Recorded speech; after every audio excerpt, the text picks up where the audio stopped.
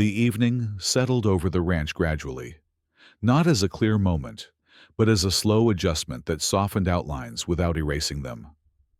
Light slid low across the pasture, catching briefly on fence wire stretched tight years earlier, then slipping away as the sun dropped behind distant hills that had learned not to change their shape. Grass held warmth longer than expected, releasing it unevenly into cooling air, so that some pockets remained mild while others sharpened quickly. A dirt drive curved toward the house, its surface packed hard by repeated use, pale where wheels turned often, darker where nothing passed anymore. Beyond it, open ground spread wide and patient, marked by shallow depressions where cattle gathered at certain hours and avoided at others, patterns shaped by habit rather than command.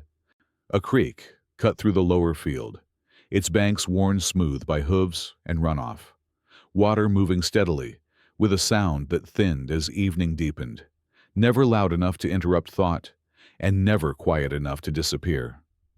Cottonwoods near the water held their leaves still for long stretches, then stirred briefly when wind remembered its way through, flashing pale undersides before settling again. Buildings stood where they had been placed without regard for how evening light would expose them.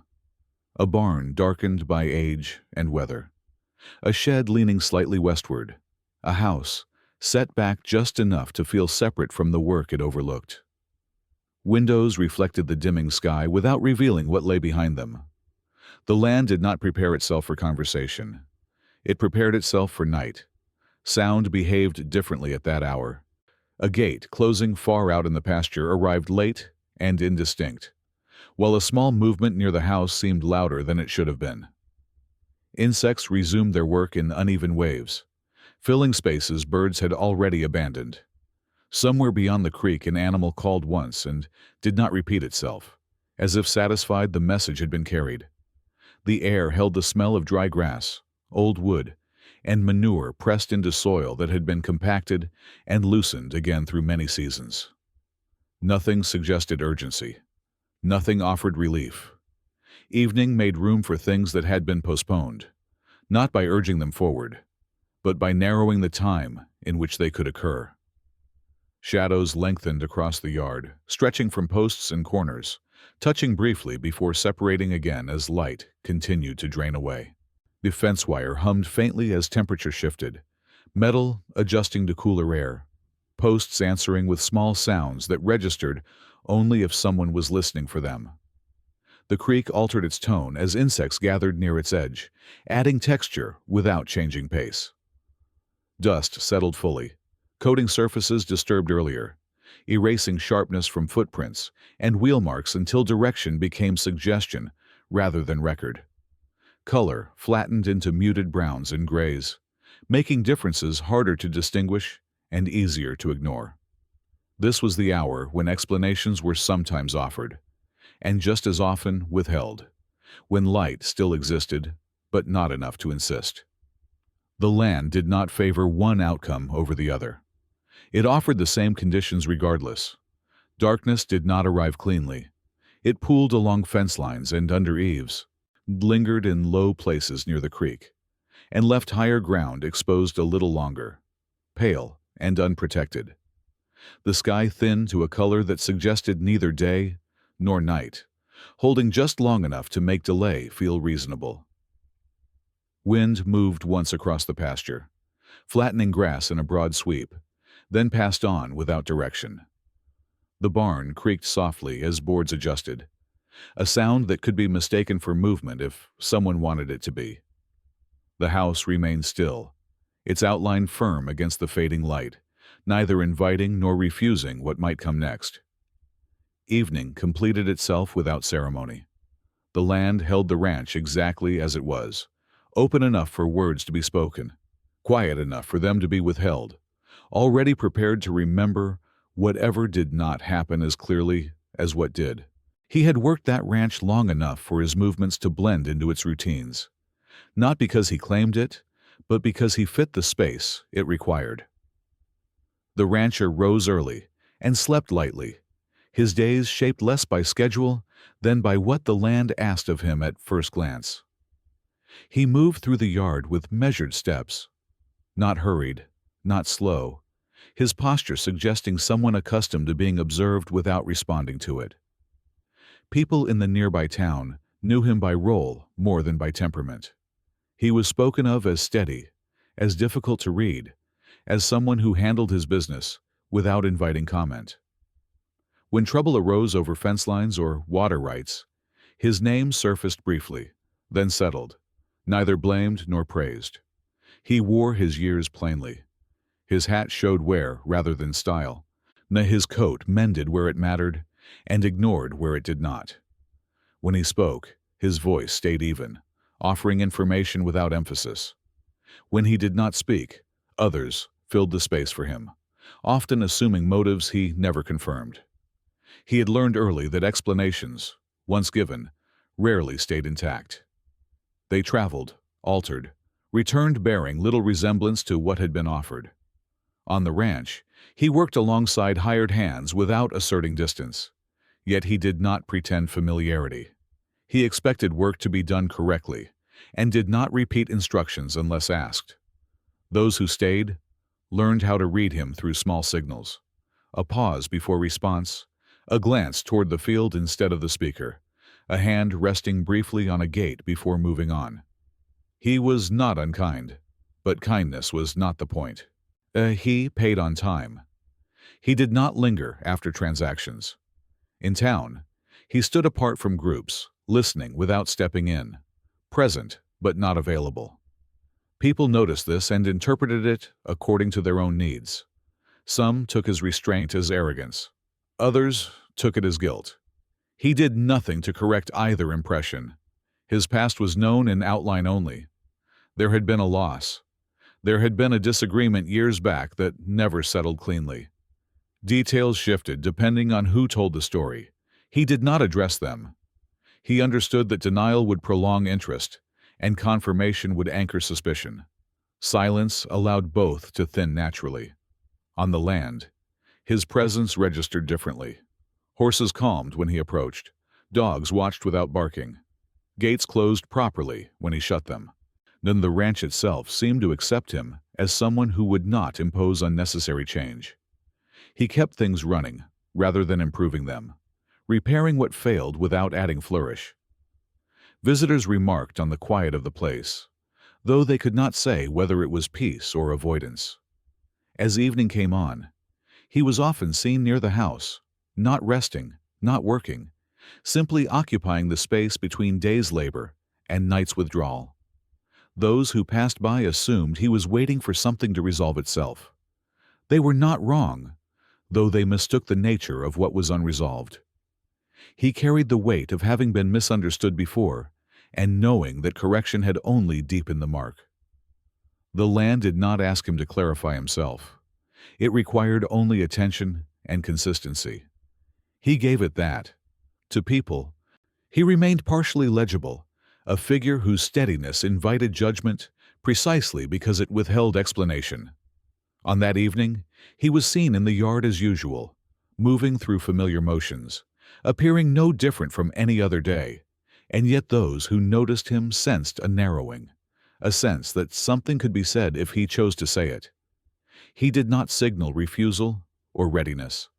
He simply remained as he was, a man shaped by habit and restraint, standing within a place that had learned to carry both without comment. The moment that allowed explanation arrived without announcement, folding itself into the ordinary close of day, so that it could be mistaken for routine if one wished. He recognized it not because anyone demanded words from him, but because the space for them opened and held, waiting to be filled. A neighbor paused at the fence line longer than necessary, hands resting where wire met post, eyes shifting between the yard and the ground as if weighing whether to step closer.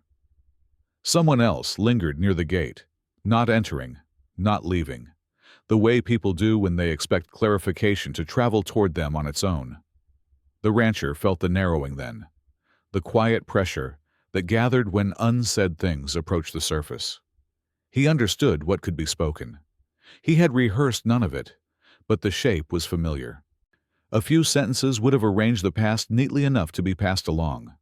They would have named circumstances, assigned order, and suggested intention where there had been only reaction.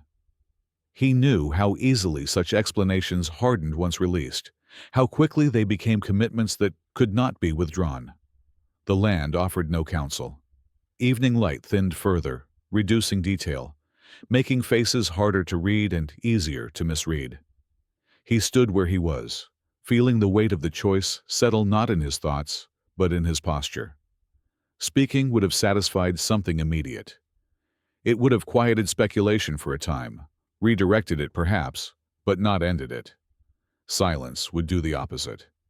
It would allow assumptions to continue unchecked. No, would leave him carrying the burden of what others decided in the absence of his voice. Neither option promised relief. He thought of the years he had spent repairing what broke without announcing the repair, of days shaped by work done and left to stand on its own.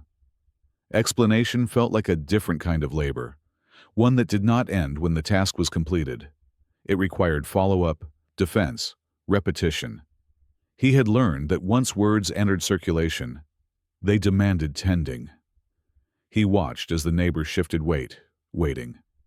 He noticed how sound carried oddly, how a movement near the house seemed louder than it should have been, how the air cooled another degree, signaling that the window would not remain open much longer. He could feel the evening closing around the opportunity, not with urgency, but with certainty. He considered how often people asked for explanation not to understand, but to position themselves in relation to it. If he spoke, they would decide what his words allowed them to believe. If he remained silent, they would decide anyway, but without the anchor of his consent. The choice rested there, quiet and contained. He did not experience it as courage or fear. He experienced it as alignment with what he could sustain. He had carried misunderstanding before. He knew its weight and its limits. He knew that explanation, once given, did not guarantee fairness. It only guaranteed exposure. The land held steady, offering no sign that either path would alter its demands. Evening deepened another shade. The neighbor's pause resolved into movement, a step back rather than forward. The gate creaked softly as it was touched, then released. The moment did not pass dramatically. It closed the way. Light closes when the sun drops low enough that there is no decision left to make. He remained silent, not as refusal, but as conclusion. The explanation stayed with him, unspoken, intact, no longer useful to anyone else.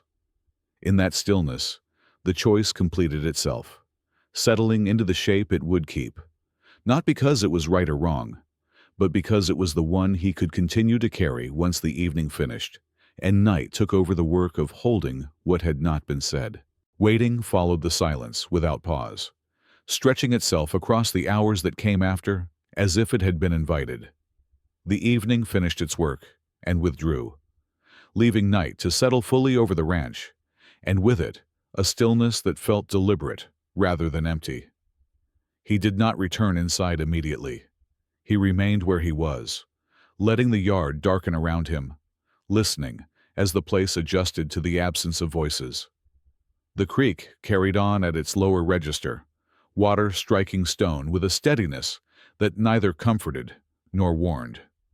Insects thickened their presence, filling gaps where conversation might once have lingered, their sound forming a continuous layer that made silence feel heavier rather than broken.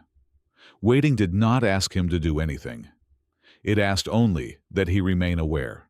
He noticed how the temperature dropped unevenly, settling first near the ground, rising later toward his shoulders, as if the night were learning him by degrees. The house behind him stayed dark, its windows reflecting nothing now that the sky had lost its remaining light. No one approached again.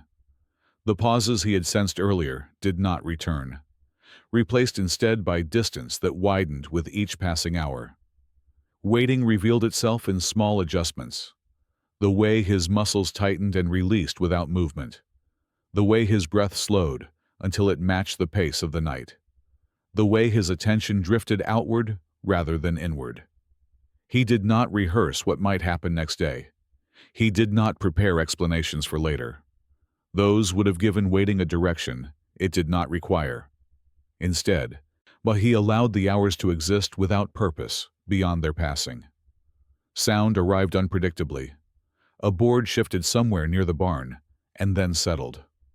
Farther off, a horse moved and stilled again, its presence registering briefly before dissolving back into the dark.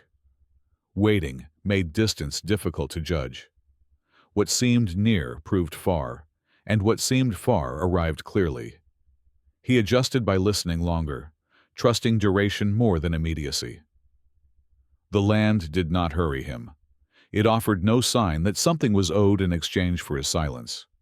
It simply continued, holding its shape while time moved through it. Midnight passed without marker. The night deepened, then loosened slightly, as if testing whether he would notice.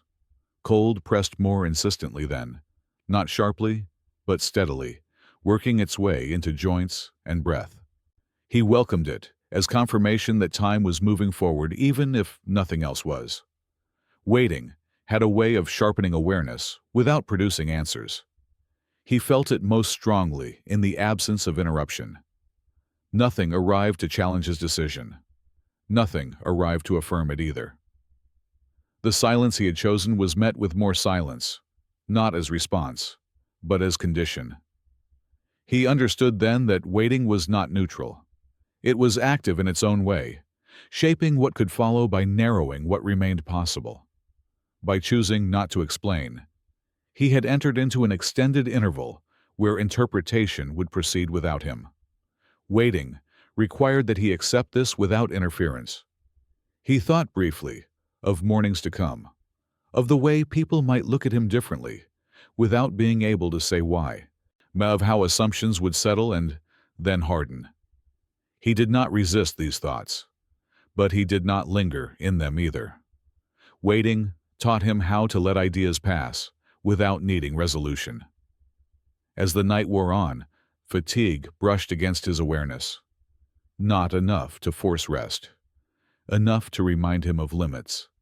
He shifted his weight once. Then stillness returned. The land absorbed the movement without remark. Waiting did not promise that anything would change by dawn. It promised only that the hours would complete themselves, whether or not anything else did.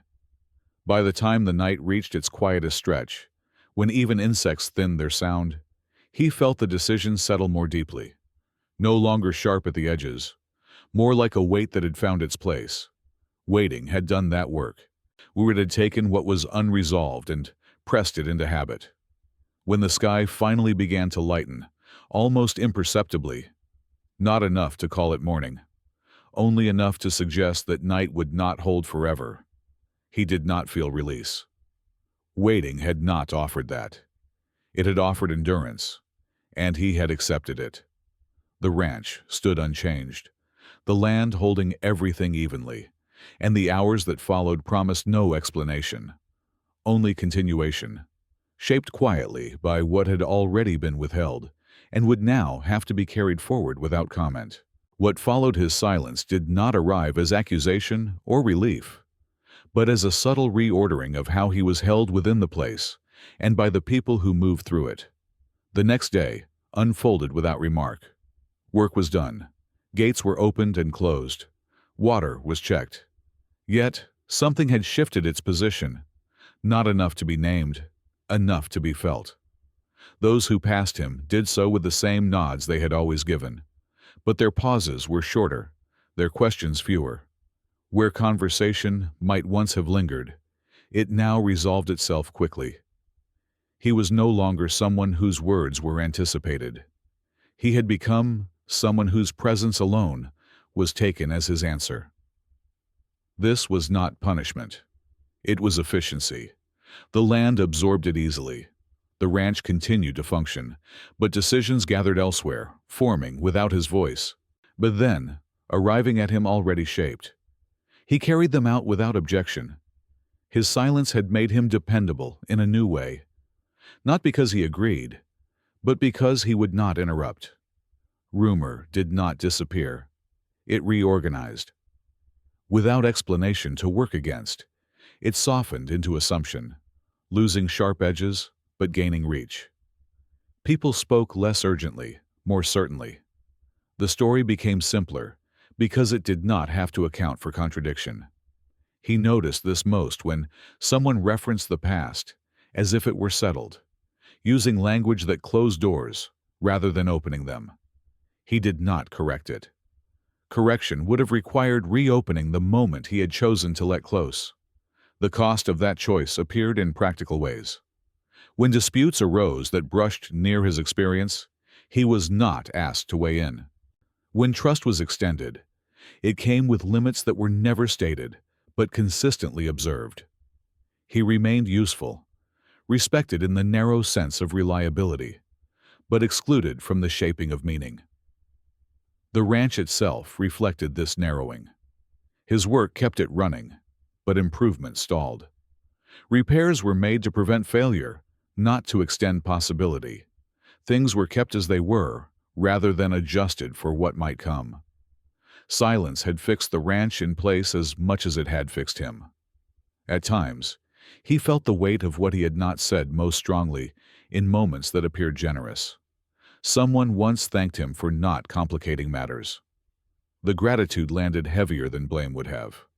It confirmed that his restraint had been noticed, even if its reason had not. See, he understood then that consequence did not need visibility to take hold. It settled through repetition, through the steady reinforcement of expectation. By not explaining himself, he had allowed others to finalize his position without negotiation. He was not misrepresented so much as simplified. That simplification made him easier to place and harder to know. He accepted this without resentment. He had chosen the cost when he chose the silence. On the land, the days continued to arrive without emphasis. Weather shifted, cattle moved, fences held or failed as they always had. Yet his role had narrowed in ways that did not reverse. Silence had reduced friction, but it had also reduced range. He had fewer ways to be perceived, fewer opportunities to alter the shape of what was believed. With the consequence of that evening was not that he was judged incorrectly, but that judgment became unnecessary. People decided what they needed to decide without him, and he lived within those decisions. The land did not distinguish between explanation and its absence. It responded only to consistency. He gave it that. In doing so, he remained intact but enclosed, steady but contained. The evening had passed. The opportunity had closed. What followed was not resolution but placement, a quiet settling into a role defined less by truth than by durability. This was the consequence of not speaking when words were available. Not loss of standing, not vindication, but a narrowing of possibility that held firm, day after day, without requiring acknowledgement. Years later, when that evening had thinned into something remembered without edges, people spoke of the rancher in ways that suggested conclusion rather than question. They said he was a man who kept to himself. They said he handled things quietly. They said he never explained much, and they said it as if this had always been true, as if there had never been a moment when words were available and withheld. Memory arranged itself that way, smoothing the place where choice had been made until it resembled temperament instead. Newer hands learned his habits without learning their origin. They noticed how he listened longer than others before acting, how he accepted decisions already shaped, how he rarely corrected assumptions once they took hold. They took this as a lesson in restraint, rather than a result of it. The land carried the memory more accurately. It remembered the evening light that had held just long enough, the pauses that had opened and then closed, the way sound had traveled differently that night. It remembered the yard unchanged the next morning, the work resumed without remark. Over time, the ranch changed in ordinary ways. Fences were replaced, buildings were repaired, then replaced again. The creek shifted its line slightly after a series of heavy rains, altering where cattle gathered and where grass held longest. Through all of it, the rancher remained present, less visible than the work he did, more durable than the stories told about him. When people spoke of past disputes, his name surfaced without detail, attached to outcomes rather than reasons. The lack of explanation became part of the record. It was not questioned because it no longer felt like a mission. It felt like character.